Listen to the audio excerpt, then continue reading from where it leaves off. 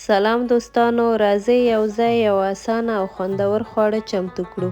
د چرګ د سینې څخه د پکوړو پخولو طریقه در سره شریکوم. که خوندور خوراکونه خوښوئ نو دا ویډیو ستاسو لپاره ده. یوه د چرګ سینه مې اخیستې، په دغه اندازه مې وړه کړې. 3 قاشقې مستې ور واچوئ، نیم لیمو. مستې او لیمو د خوند او بوی ښه توازن جوړوي.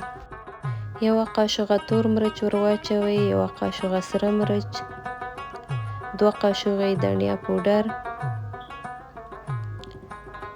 1 قاشقه سره مرچو دانې، 1 قاشقه د وچې هوږې پوډر، د ضرورت په اندازه مالګه، 1 تازه شین مرچ په دغه رقم میده کړئ، 4 قاشقې اوړه ور اضافه کړئ، 2 قاشقې هم د نخودو اوړه ور اضافه کړئ.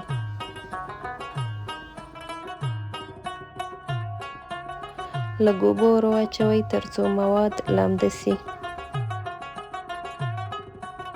اوس ټول مواد ښه سره ګډ کړئ. 1 قاشقه بیکینګ پوډر هم ور اضافه کړئ، د دې لپاره چې پکوړې ښې پړسېدلې او نرمې پخې سي.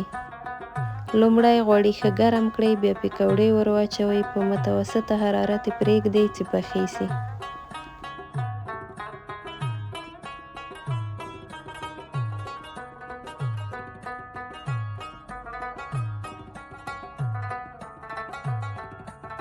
پکوړې مو تیارې سوې، خوشبویه، نرمې او خوندورې.